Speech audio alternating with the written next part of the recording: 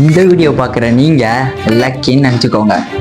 இப்போ இருக்கிற உங்களை லைஃப்பை விட அட்லீஸ்ட் ஜஸ்ட் 1% நீங்கள் பெட்டர் ஆவீங்க அப்படின்னு சொல்லிட்டு நான் சொல்லுவேன். Think before action. Hey rock stars and welcome back. பர்சனலாக என்னோட லைஃப்பில் நடந்த 1-2 இன்சிடெண்ட்டை நான் உங்களுக்கு இதில் ஷேர் பண்ணியிருக்கேன்.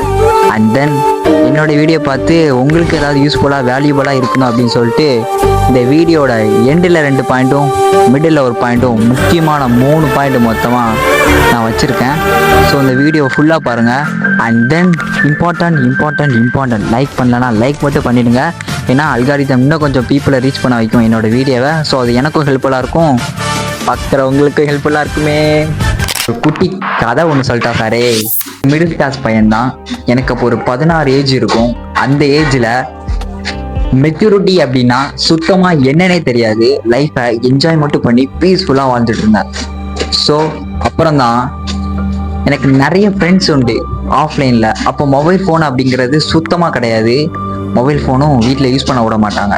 அது ஒரு பேக் ஸ்டோரி இருக்குது. அது ஒரு பேக் ஸ்டோரியாக வேணும் அப்படின்னா கீழே கமெண்ட் செக்ஷனில் சொல்லுங்கள், ஐ வில் அப்லோடட். அண்ட் இந்த வீடியோ எடுத்துகிட்டு இருக்கும்போது எனக்கு பின்னால் நிறைய பிரச்சனை இருக்குது. ஸோ அதையும் தாண்டி நான் உங்களுக்காக கொஞ்சம் செல்ஃபிஸாக எனக்காக உங்கள் சப்போர்ட் வேணும்னு சொல்லிட்டு நான் அந்த வீடியோ எடுத்து நான் யூடியூப்பில் அப்லோட் பண்ணுறேன். ப்ளீஸ் இந்த வீடியோ பார்க்குற நீங்கள் சப்ஸ்கிரைப் பண்ணாமல் இருந்தீங்கன்னா நீங்கள் பண்ணுங்கள். இதையும் தாண்டி நிறைய பேர் கஷ்டப்பட்டுட்டு இருப்பாங்க. அவங்களுக்கு இந்த வீடியோ யூஸ்ஃபுல்லாக கூட இருக்கலாம் மேபி. ஸோ அவங்களுக்கு போகும்ல, ப்ளீஸ் சப்ஸ்கிரைப். கேர்ள் ஃப்ரெண்ட்ஸும் உண்டு. ஸோ அப்படி இருந்த லைஃப் அப்படி போயிட்டு இருந்தது. லேட்டராக போக போக என்கிட்ட இருக்கிற ஃப்ரெண்ட்ஸ் எல்லாம் கொஞ்சம் என்னை விட்டு லீவ் ஆக ஆரம்பித்தாங்க. அண்ட் தென் உங்களுக்குன்னு ஒரு செட் ஆஃப் ஏரியாவில் ஒரு செட் ஆஃப் கேங் இருக்கும். அந்த கேங் உங்களுக்கு கம்ஃபர்ட் ஜோனாக இருக்கும். அப்படி இருக்கிற எனக்கும் ஒரு கம்ஃபர்ட் ஜோனுக்கு ஒரு கேங் இருந்தது. அந்த கேங்கில் இருக்கிற பாதி பேரும் லீவ் ஆக ஆரம்பித்தாங்க. கேங் கொலாப்ஸ் ஆக ஆரம்பிச்சிது. ஸோ அந்த கேங்கில் எனக்கு ஒரு பெஸ்ட் ஃப்ரெண்ட் உண்டு. அந்த பெஸ்ட் ஃப்ரெண்டு வந்து எனக்கு ரொம்ப பிடிக்கும். ஸோ ஒரு கட்டத்தில் அவனும் என்னை விட்டு லீவ் ஆக ஆரம்பித்தான்.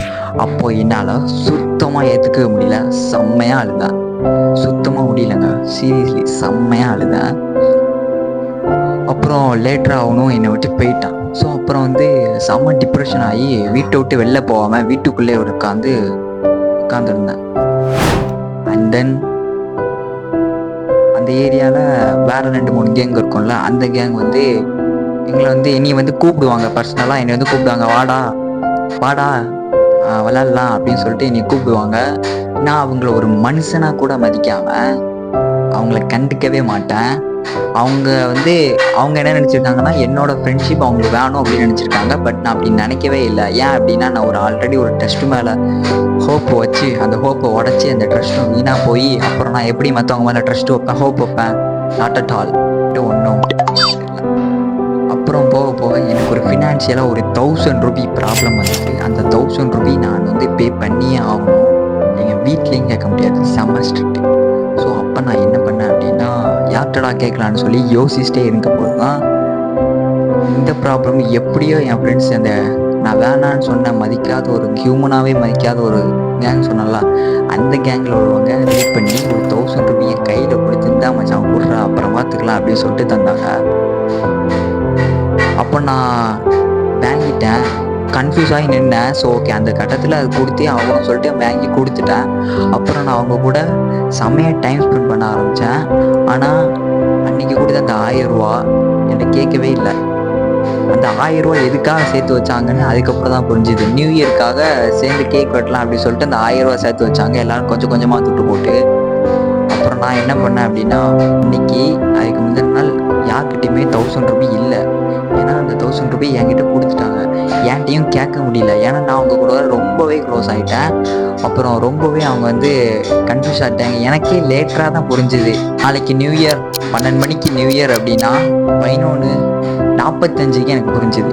அப்புறம் நான் அந்த 1000 ரூபியை நானே ரெடி பண்ணி கேட்கலாம் வேண்டியது அவங்களுக்கு செம்மையாக சர்ப்ரைஸ் பண்ணி அவங்களுக்கு செம்மையாக ஒரு என்ஜாய்ஃபுல்லாக மெமரியாகவும் நான் கொடுத்தேன்.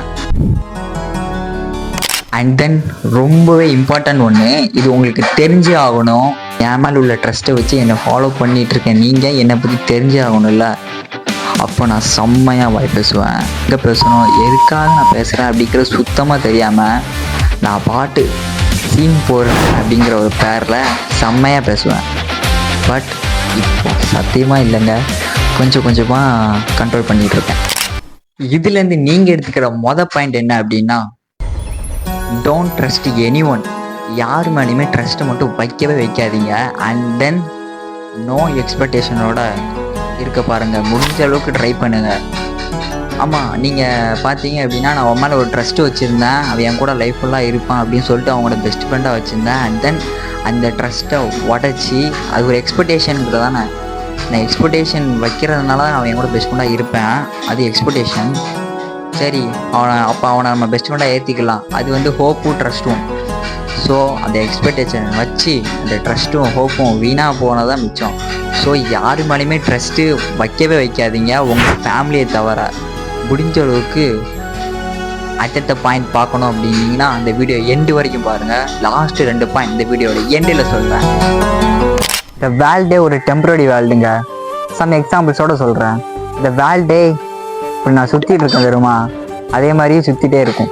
ஸோ இப்படி சுற்றிட்டு இருக்கேன், சீசன் சேஞ்ச் ஆகுது, சம்மரு வின்டரு அப்படின்னு சொல்லிட்டு. அதே மாதிரி ஜென்ரேஷன் சேஞ்ச் ஆகுது, 2K கிட்ஸு 90 கிட்ஸு அப்படின்னு சொல்லிட்டு. அண்ட் தென் பீப்புளும் சேஞ்ச் ஆகுறாங்க சம் சுச்சுவேஷனால். இப்போ நீங்கள் எவ்வளோ கஷ்டப்பட்டு இருந்தாலும் ஒரு கோலை அச்சீவ் பண்ணுறதுக்காக நீங்கள் உண்மையான ஒரு எஃபர்ட் போட்டிங்க அப்படின்னா definitely you got it and I wish you all the best. So இந்த டெம்பரரி வேர்ல்டில் யாரையுமே நம்பாதீங்க. ஐயோ, தலை சுத்துதே. நான் மிடில் சொன்ன point, don't trust any one. And then last 2 point அப்படின்னா நோ எக்ஸ்பெக்டேஷன். நான் அவன் மேலே, அதாவது என் பெஸ்ட் ஃப்ரெண்ட் என் கூட இருப்பான் அப்படின்னு சொல்லி ஒரு எக்ஸ்பெக்டேஷன் வச்சு அப்படி வச்சதுனால அவன் என் கூட பர்மனெண்ட்டாக இல்லை. ஓகேங்களா? ஸோ அதனால் என்னோடய ட்ரஸ்ட்டும் போயிடுச்சு. ஸோ எக்ஸ்பெக்டேஷன் இல்லாமல் முடிஞ்ச அளவுக்கு பீஸ்ஃபுல்லாக லைஃப் என்ஜாய் பண்ணுங்கள். And then last point, spread love only.